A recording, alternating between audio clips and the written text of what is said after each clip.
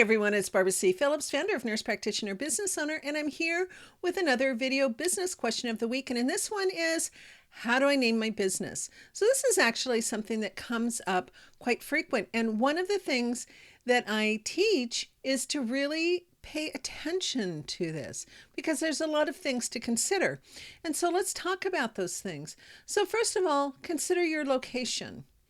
One of the cautions here is don't just name your clinic or your practice Main Street Clinic, for example, because what if you move off of Main Street?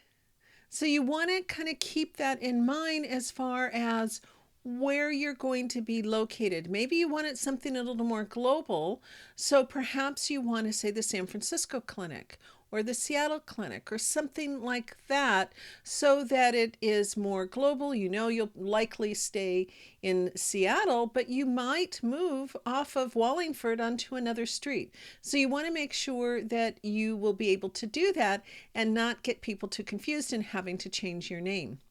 You might also consider the services that you provide. So for instance, you can say something like Seattle Primary Care or Seattle Women's Care or Seattle Men's Care. Whatever the case may be, you can add that into your practice.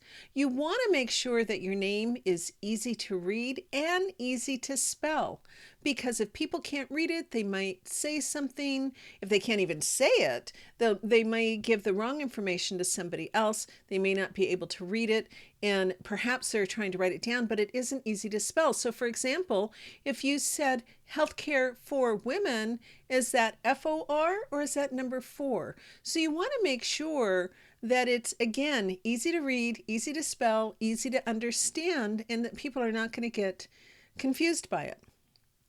Now, is this copyright or trademarked, the name?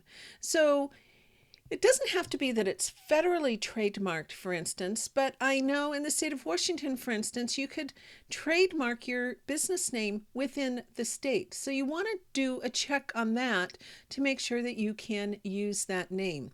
And I think one of the things that is most important, particularly today, is that you can get the URL for it in a .com. So for instance, Seattle Women's Clinic.com, right? Or Seattle Primary Care.com. You don't want to get a .net, a .biz or a .co or any of those kinds of things, because when people think of URLs, they automatically will put in a .com. So if you can do that, that's the best. If you can't, then take a look at what your options are and see what you can do, and then figure out how you're going to make sure that you're going ahead and marketing that particular URL. But if you can get a match, that's the most ideal thing. And if you don't know how to do that, all you got to do is go to someplace like GoDaddy or Namecheap or something like that in order to register that URL. So as soon as you get your name, that's the next thing I would do, is to go and get that URL, because they're just disappearing. So that's all I have for this week. Nice short video. If you have any questions that you would like to ask us and have us answer here in these videos, please leave it over for us at bit.ly/NPQuest, or send me an email at npbohelp@gmail.com. You can tell I don't really edit a lot of these videos. I just put them out with my mistakes in them. So anyway, thank you so very much for liking, sharing our videos, and please subscribe to our channel. And I think there's a little bell up there that you can click on, and it'll notify you as well of videos as soon as we release them. So thank you so much, and I'll see you next time for another NPBO video question of the week. Bye-bye now.